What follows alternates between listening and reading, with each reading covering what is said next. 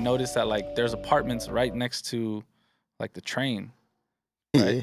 And I'm like, Right there. yeah, I'm like, how do people live like that? Like, It's a bad way to live. yeah, like the noise, the rumbling, the Yeah, shaking. Like, I mean, all right, it ain't no that crazy. It ain't shaking. that's what it seemed I like. hope your apartment not. I mean, it could be. Let me not talk too nice about the city. It might your apartment might rumble, but yeah, like if you live right here, Yeah. yeah, it's bad. Specifically there, yeah. I would love to like be in a meeting with the realtor and them trying to like sell me on it. But a lot of these spots got insulation, So it's like so you don't really hear it. you might hear it. I mean, the closest I ever lived to a train station is I lived further up Bushwick, on the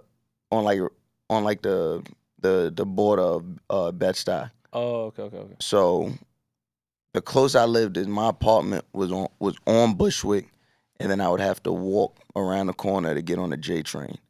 So I never heard it. Literally never heard the train. But you were close enough. But I was close enough. Like if my window was open, if my Mhm. back window was open, I could hear it like whenever the train would pull up. But that's the closest I've been, which is like a block and a half. The only thing I could think of in comparison for me was I grew up in a city called Lenox, which is right next to LAX. Mm-hmm. So we're literally on the flight path of LAX. So all the planes are coming and they fly super, super low. And you have to pause your conversations because they're so low. They're like, you're just like waiting for it to pass. And you seen Soul Plane? Yeah. So you remember at the beginning where he's trying to talk to the girl? Mm-hmm. So that's where he lives. That's where I'm from. So like where he's trying to talk to her and then he can't hear anything and then the ambulance goes by. And that's when he says that's when he tells you he love her and shit. Yeah. Literally, yeah, that's where I grew up initially. So that was like, I'm like, oh, that was kind of similar because we had to pause our conversations, like, or like we would know, like, oh shit, like look at that one. That's the JetBlue that always passes by here, like, way too close. So like right now, so I live on the 18th floor of my apartment. Yeah. And so like the way my view is looking at New York City. Oh. But I'm on the flight path from LaGuardia. Oh. So when I'm sitting at my desk working, I can time it to see planes flying through. That's fire. So it's like, oh, here got another one. And it's not obvious, it's not loud or anything. It's not bothering me. But like, I'm like, damn, I can see every fucking plane. Yeah. Trying to look inside the window. But shit, man, this is the Rosecrans Vic Podcast. I'm Rosecrans Vic, joined by a legend in New York from Brooklyn. You feel me? Mouse Jones. You feel me? It was crazy. What's going on? Appreciate you having me on. No, of course, man. We've been in contact, past few months, trying to like, put something together. And then I'm just like, man, you know what? It'll be dope to just sit down and like conversate and then, obviously make content. We're content creators, so it's that's like, a fact. why not? You know what I'm saying? That's a fact. And you've been doing some fly shit on the West too. Oh, appreciate you, that. Letty, old boy, like y'all getting busy over there. Appreciate that. And matter of fact, I think we was in. Y'all did your live show. Yeah. And I think we were in Vegas and then came to LA the next day. Oh, okay. Or was it the same day? Was it for Trap Karaoke? Yeah. I think it was the same day, actually. Because DJ Head went to y'all event and then came to ours. Oh, shit. So I think y'all event was on a Saturday. Yeah. It was on a Friday. I think it was a Friday. You sure? If it was on a Friday, then because we were in Vegas that Friday, and then came to LA Saturday. Boogie, what up? Yeah, no, that's fine. I seen that footage of Head. Shout out to Head, real good. Shout out to Head and RJ. They popped out. Yeah, I seen that. I was like, yo, that's legendary. And then I was like, I've been hearing about Trap Karaoke for a long time, but I'm like, I haven't found out what the concept is. So now I'm like, well, I have Mouse on the pod. What is the concept behind Trap Karaoke? It's a super simple concept. We make the people the superstars. I wasn't there when it was created, obviously, but I've been a fan of it since the beginning. Yeah. It's always like a dope full circle story that we laugh and joke about. Like at the very first one, the beta, right? Like just testing if this concept even works. I was there, and then you go to like the first event, I was there, and 5 years later, I'm the host of the show. Touring. Yeah, touring and shit. So it was always super dope. But when it was created, I can only believe that in the midst of at that time everybody was going to a party and let's do this kind of party and let's do this kind of party. But no one was. It was all about the celebrity guest appearance, right? It was always like you have so many DJs, 4 or 5 DJs, and everybody's playing the same song. When you can really just utilize the DJ to play certain songs and allow the people to really become the superstars that they've always looked up to. You know what I mean? People come on stage and perform their favorite song. Doesn't matter what song it is. We let them perform it. Wow. And you're in front of a group, in front of a room full of strangers. We affectionately call them cousins. Yeah. You're in a room full of cousins that you didn't know before today. But when you're hitting that cue and, you got dance steps to go with it and, every word, I cut the music out and you're still going and everybody's hyping you up. It's just like it's a really endearing feeling to people. That's super fire. So how do you choose the people that like come on stage and do the karaoke stuff? So there's a list that goes out before when you buy a ticket. So a little bit before the show. So when I get there, by the time I get on stage, when I ask for the list, it pops up on the screen. It's already there. So prior, like people when they buy a ticket, they say like, "Do you want to participate?" Or no? Or there'll be like a sign up list that goes out to your email. Okay. And it's like all those brave people are just like, all right. See if you it's like it's like the sneakers app. People have referred to it like the sneakers app. Like, so it doesn't work? No, I was playing. It works for some people. Yeah. For others, took a L. Took a L. That's funny. That's dope. So you've been hosting it for how long? I've been there for 3 years. For 3 years. Yeah.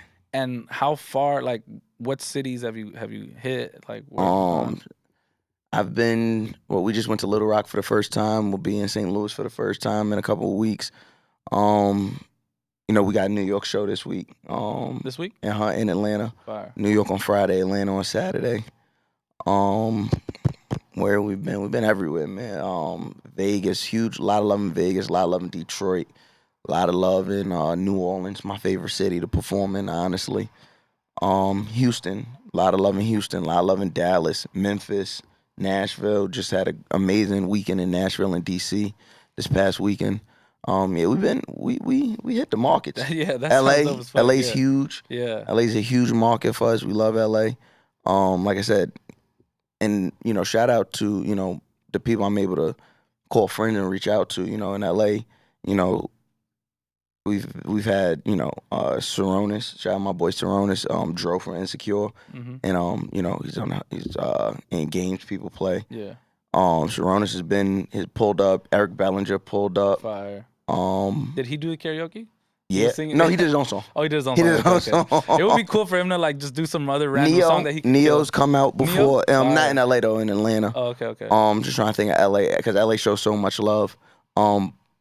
Specifically, this last show was so important to me just because we've been there so many times. I want to make sure that, we paid homage to not so much the transplant, but to LA. Yeah. You know what I mean? Like LA. It was very important to me that RJ came out and performed. He's one of my favorite artists in general. Yeah.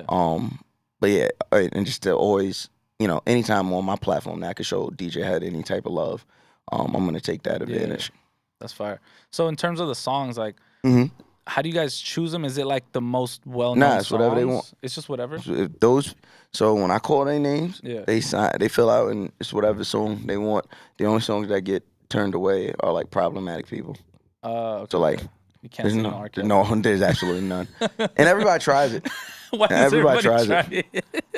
I don't know, but everybody tries it. That would be crazy trying to sing "I Can Fly." Yeah, no, it's literally like I don't even let people perform "Contagious," Ronald Isley, because there's the R. Kelly part in there. No Trey songs. No Trey songs. Okay. Understandable. Yeah, any problematic people we try and just continue. But you let Chris Brown slide a little bit because his shit bangs. I don't know what you're talking about. Exactly. This guy's crazy. I'm a huge Chris Brown fan. So am I. So I don't know why. So that's what I'm saying. I don't even know why we brought that part up. Oh shit. So how long have you been doing like the media stuff? Because I've been following you for a while, but I can't pinpoint exactly when. I do remember probably your first appearance that I was familiar with you was Brilliant Idiots. Yeah. Shout out to Unc and shout out to Schultz. Yeah. If that's the guys over there. I've been doing this since 2015. Okay. Yeah, I've been doing this since 2015. I started out doing comedy, and then I was doing that for a while. It's like stand-up stuff? Yeah. Okay. And then I was just like, I don't really care for this. Yeah. And I had a conversation with my brother. And he was like, yo, you need to be on the Breakfast Club. He didn't say not. He said like you need to be doing stuff like the Breakfast Club. Yeah. This is like 2014, and I'm like, okay, yeah. You're like, that's the biggest thing in the world. Yeah, I agree. I should be doing that. But how? Yeah. And somehow, somewhere, I found World Star. Shout out to World Star. They had posted a clip of The Read. Okay. And I had discovered Kid Fury and Crystal of The Read.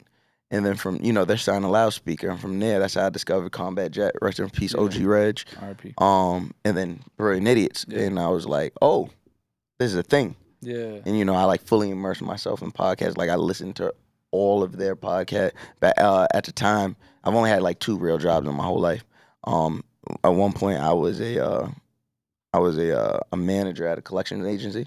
Oh, okay. And then I worked at Lids. I was an assistant manager at Lids. Oh, shit. So, like, while I was working at Lids, people come in, I'm listening to a podcast. Yeah. You know what I mean? They're like, you listening to talk radio? I'm like, nah. And then, from there, I was inspired, and I created He-Man Woman Hits Club, which was my first podcast in 2014. And that was with me, my homeboy Reek, my homeboy Bonzi. And what we would do is we would just email it out. We would record it. This was like before studios, right? Yeah. This is like when I had a homeboy who he was a rapper and he had a studio in his room.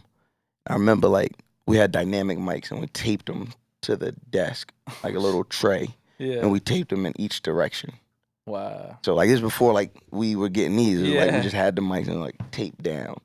And we would just sit in front of that shit and record. And we did that for probably about 3 months. And, watch the email list build and watch people talk about it. People still were unfamiliar with podcasting. Like, the app wasn't even, like, on the phone yet. I was about to say, like, so it was just, like, a MP3 file you would send out? Like, wow. Exactly. This is, like, real, like, direct-to-consumer right. shit, like, I could show you to this day, like, that email list got huge. Wow. And then I was like, fuck it, let's do it. And, we went and got the SoundCloud RSS feed. Yeah. Got the artwork. And then we dropped that shit. And it was a super slow burn. Because, I always tell people, like, podcasting in its essence is for, like, nerds, right? Super niche. And then when it became commodified and it was for famous people. Yeah. It wasn't for those people who didn't have a name. So it was slow burn for us. Yeah. But we made it, you know what I mean? And, the bigger I got, because, my goal has always been to be a media professional, a true journalist, true broadcast journalist. I just went about it a different way. So, I would go out and do other things, and, I had shows at BET and whatnot. So the bigger I got, the bigger the podcast got. And, before that podcast, ended, I did everything with that podcast I said I wanted to do, i.e. being on Loudspeaker Network myself. Fire. So being inspired by Loudspeaker and then signing a deal with Loudspeaker was dope. Shout out to Chris Morrow, shout out to Jonathan Minna, shout out to A King. That's so fire. Yeah, I was like hooked on all their podcasts too. Around the same era. Like I was driving to work about an hour and a half each way every day. And then my job was at a auto finance company. And it was just boring. It was like call center. Mm-hmm. So in between calls, I'm just listening to podcasts. I'm listening to Brilliant Idiots. I'm listening to Tax Stone. I'm listening to like, Free Tax, by the way. Free Tax.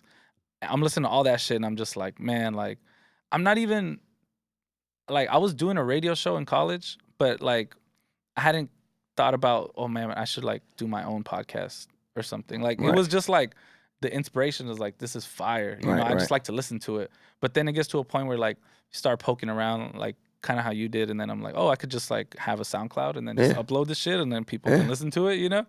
And so I started like doing that same thing, and it was funny because like I had a similar full circle moment with, I remember listening to Letty on the Brilliant Idiots, and I was on my way to work, and I had known her from Big Boy's Neighborhood, and I used to listen to her on the way to high school.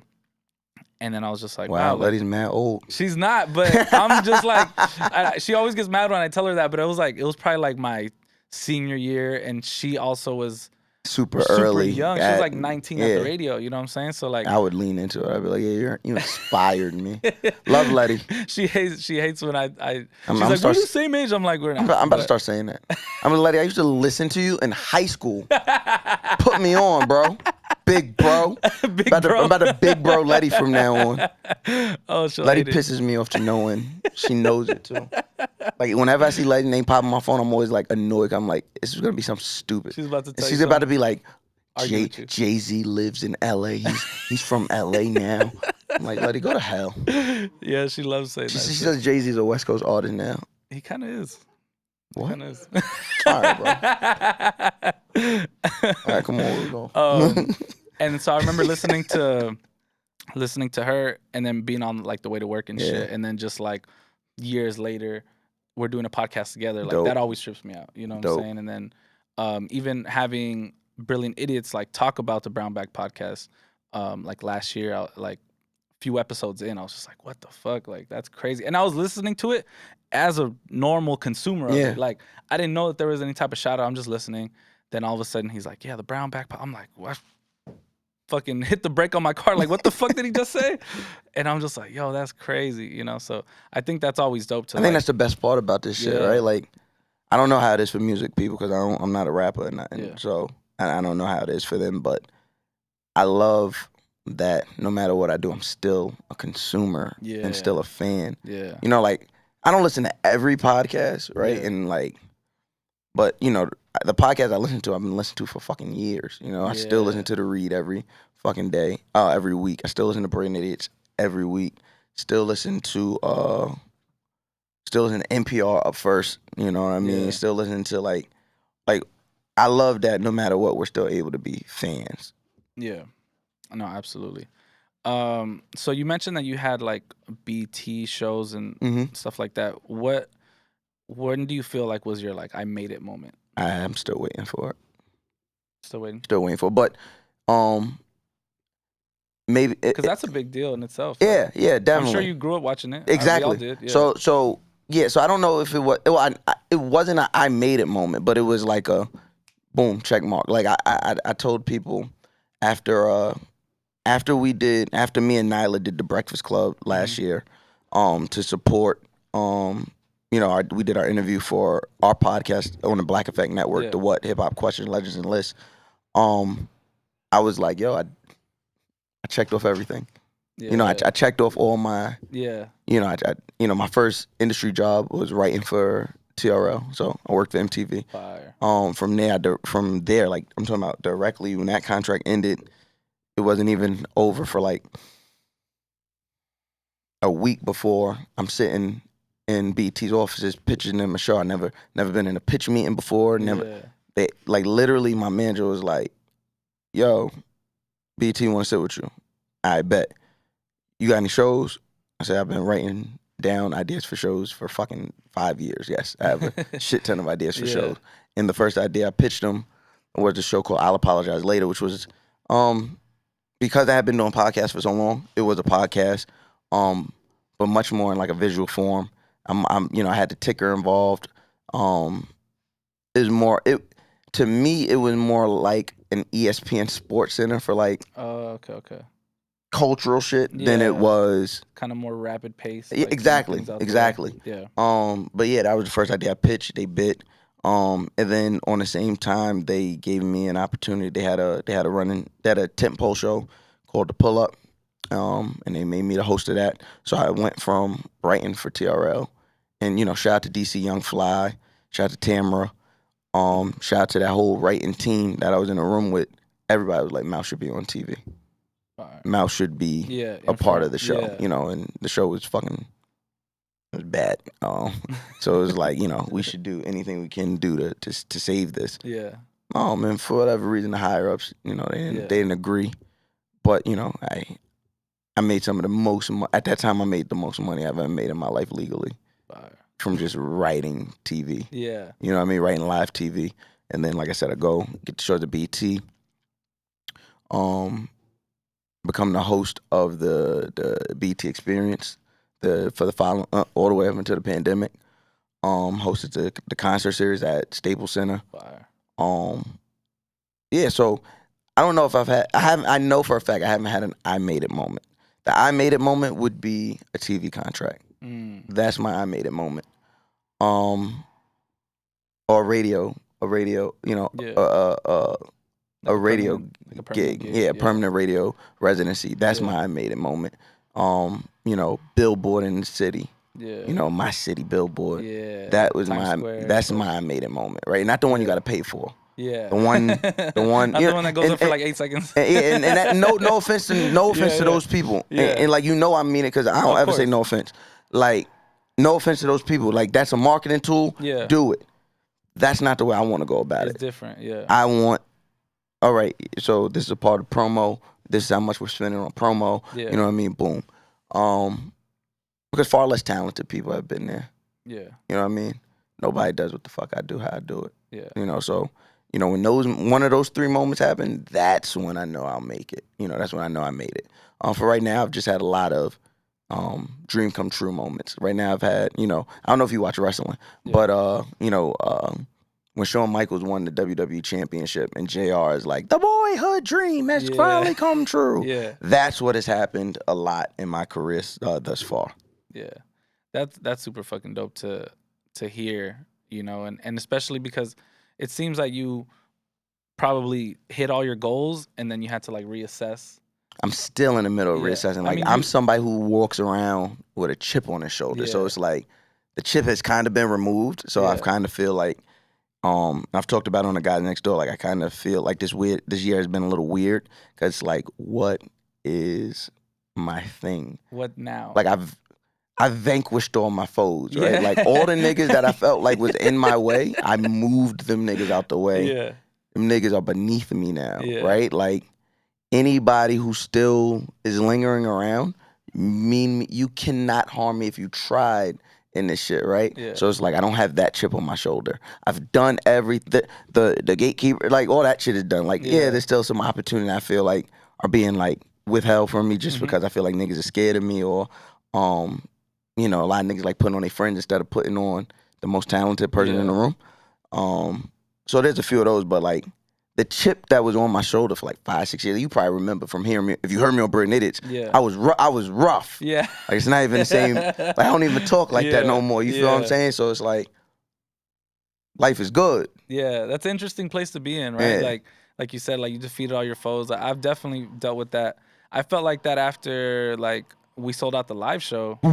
I didn't know what to do. Yeah. No, I'm listening. Okay, yeah. Nah. I didn't know what to do anymore, damn near, bro. I was like, and I had just came out with like, I had dropped like a collab with like this jean company. Right. So like, I just did a bunch of shit, and I was like, and I had just turned 30. And so I was just like, I accomplished all these things, and I was like, now what? And it kind of took me a while, like a few months to kind of figure it out, to like get a chip back on my shoulder and just flip that switch again and just be like, okay, I have new goals, new things I want to accomplish.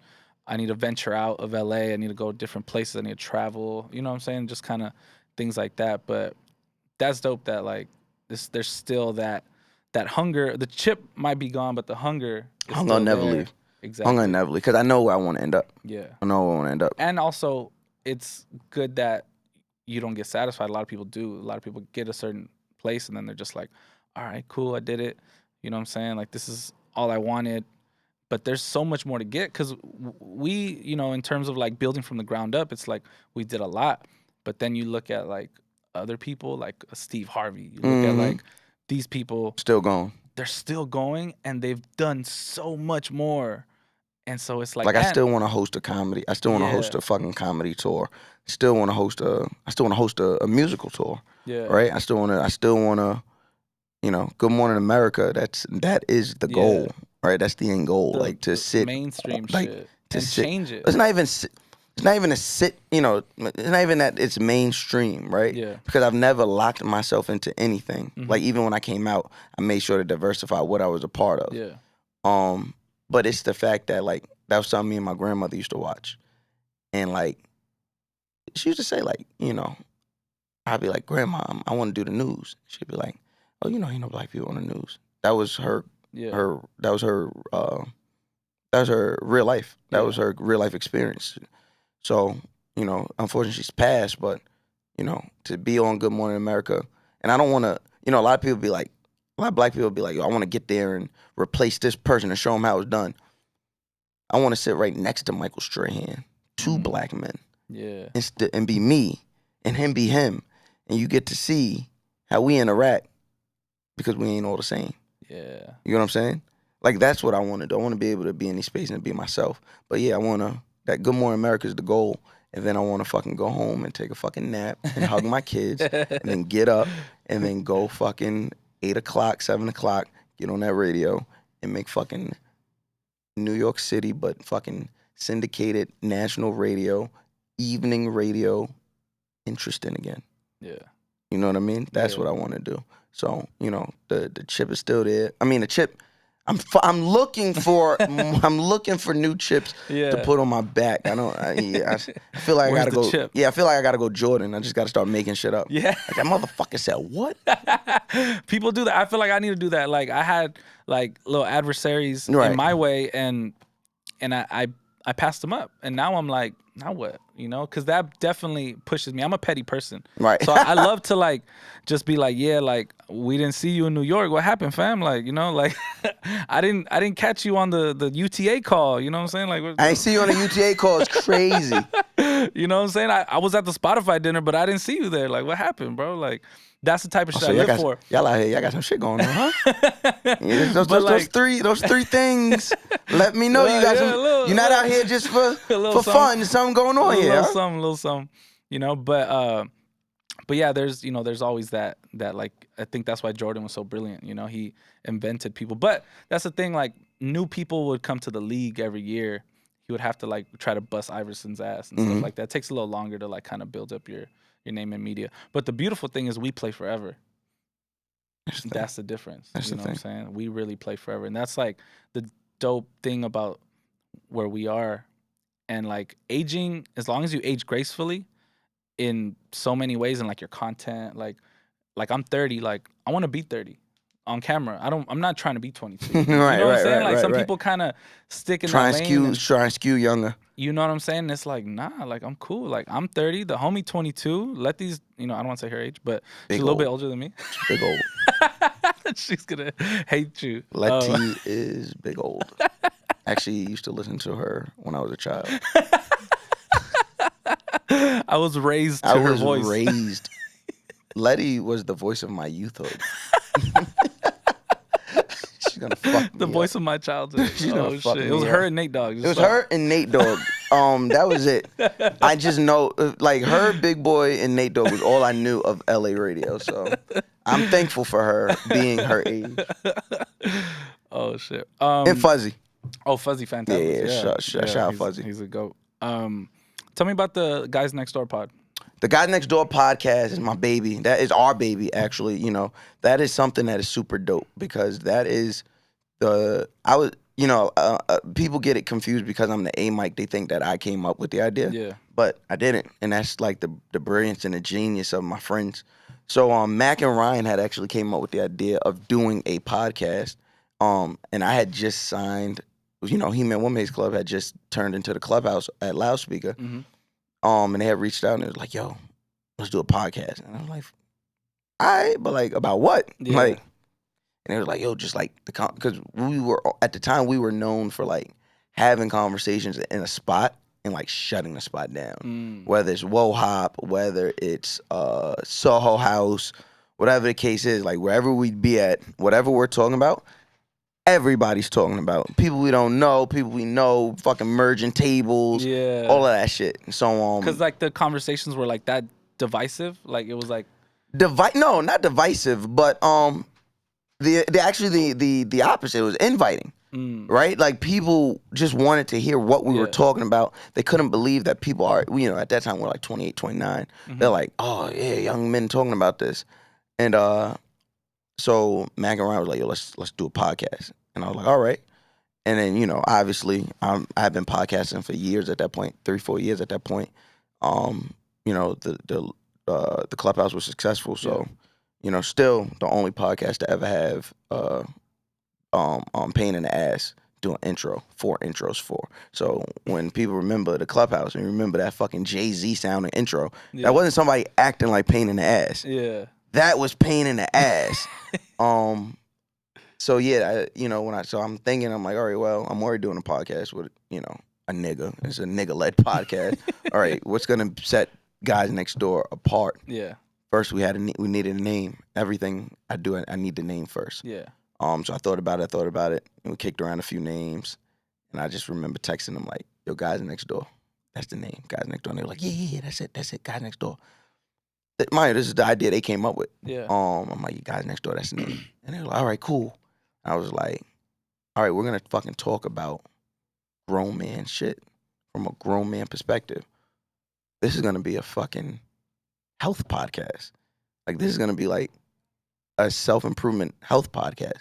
Because what it's gonna do is gonna chronicle the life and journey. I don't know if I told you, we're literally the same age. Oh, okay. Me and Ryan's birthday are April 15th. Oh, shit. He's born at night. I was born in the morning. Mac's birthday is July 15th. Oh, shit. We all were turning 30 the following year that we decided to do the podcast. So we were like, fuck it, let's chronicle our conversations and our life leading up to turning 30. And that's really all it's been. You know, it's been our journey as, you know, 3 young black men in entertainment and just living, right? You know, what we go through with love, we'll go through, you know, with loving ourselves, we'll go, you know, living in a world where we see a lot of our peers die, you know, how that affects us, how love affects us, and how those that we've loved and haven't loved, how that affects us. And, you know, it's just a place for us to sit down actually in this very studio and, you know, explore ourselves openly, honestly, and accountable. You know, I'm really proud of the work we've done over the past 3 years, and the work we're going to continue to keep doing.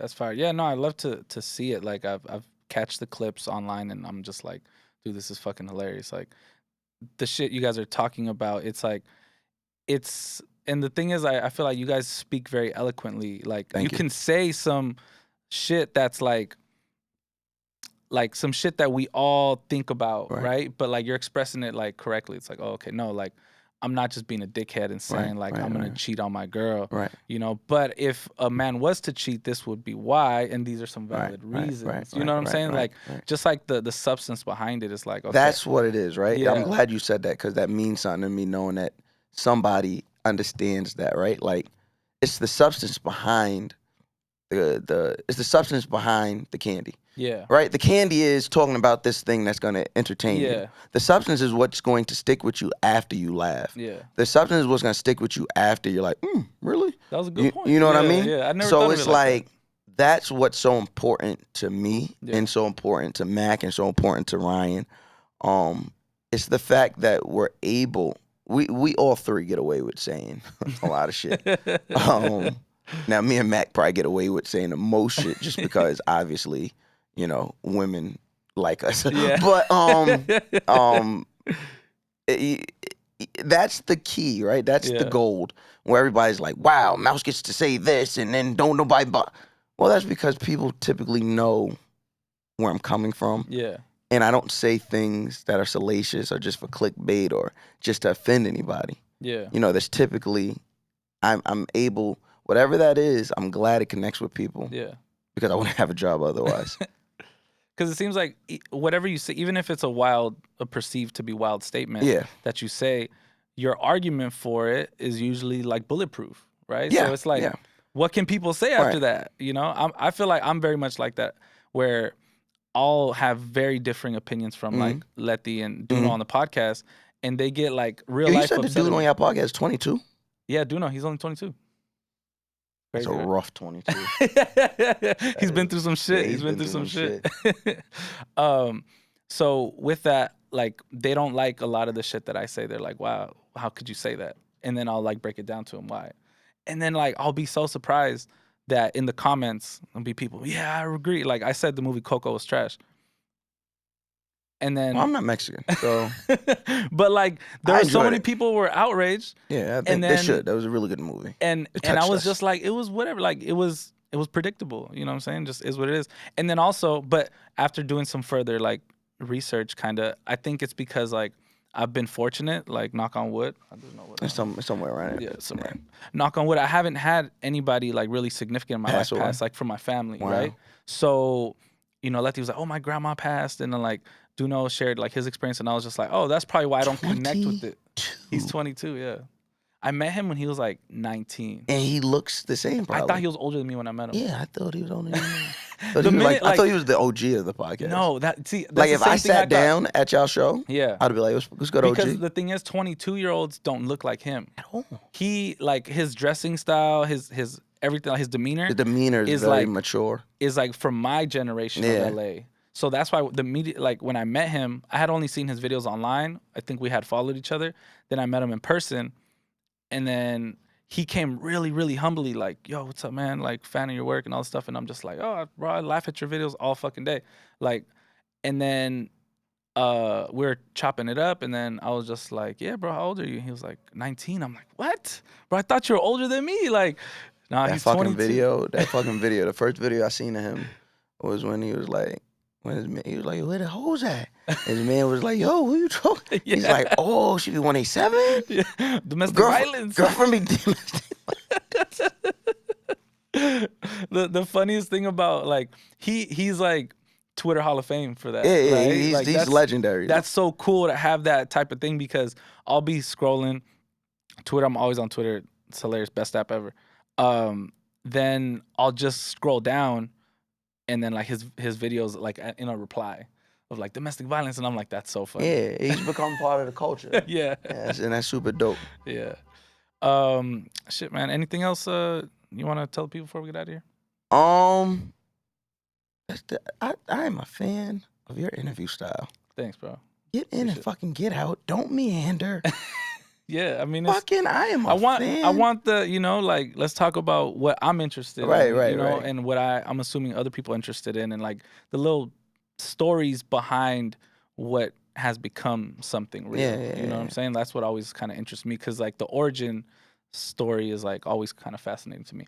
One thing I did want to ask you before we get out of here, what was the alternate name for the Guys Next Door podcast? I know it had to be like a terrible name. I don't even remember if I'm being... There was nothing like... It was... There's always like a terrible name that comes right before the name that's like, oh, that's so fire. I'm trying to remember. The reason I don't remember, because I didn't come out with any of them. Oh, okay. It was just... I came out with Guys Next Door and it was a hit off rip. Mac and Ryan threw some names out there, and they were like... I'm not going to say they were bad. I just don't remember them. Okay. They didn't stick to me. For me, it was always just like, I just wanted to drive home that these three guys are, no matter what, everyday guys. Yeah. And at the end of, and you know, at the time we were about to launch, I was the rambunctious, you know, whoa, this guy could ruin Mac's career. Ryan was super behind the scenes. Yeah. And then Mac obviously was the bigger face. Yeah. So it was like, no matter what, I want them to understand that no matter what you see, this is how these three guys speak with each other behind closed doors. And, you know, it was very much conversation with the guy next door. Yeah, that's dope. That was one of the names, actually. Conversation with the guy next door, and then I just chopped it to guys next door. Yeah, that's super fire. Yeah, I think that's important, especially when you have, like, big personalities, to bring it back to the relatability. Yes. Because it's like Mac is like a star and on TV and everything, and then it's like obviously you, media, podcasting, like everything booming.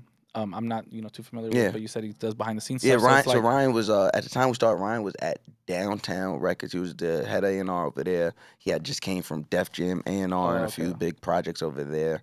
Ryan is a fucking serious. He's like a venture capitalist. Like this nigga, shit. Like he gets busy. Yeah. Like. He has the only black yacht company in Tulum. It's fucking dope. And then he's crazy. I think he's the only black owned straw company as well. Eco Agave straws. So if anybody's listening, they got you care about turtles and shit, go Eco Agave straws. They're way better than paper straws. I have literally thousands. Oh, I know what you're talking about. That's him. The brown ones. That's him. That's Ryan. That's him. That's Ryan. Bro, that's so much. Paper straws. Fuck paper straws. They're the worst. Dog. Paper they're straws. The fucking worst. I'm not gonna lie to you. If it's up to paper straws or turtles, fuck them. Literally. Fuck them. Yeah. Fuck them. Turtles never did nothing for me. Nothing. And they're racist. Yeah, exactly. Come on in. What's up, bro? But yeah, I mean, I guess where can the people find you? You can find me on Twitter and Instagram, Mouse Jones. Everything is uniform. You can find me, and I'm probably in one of your favorite homegirls' DMs.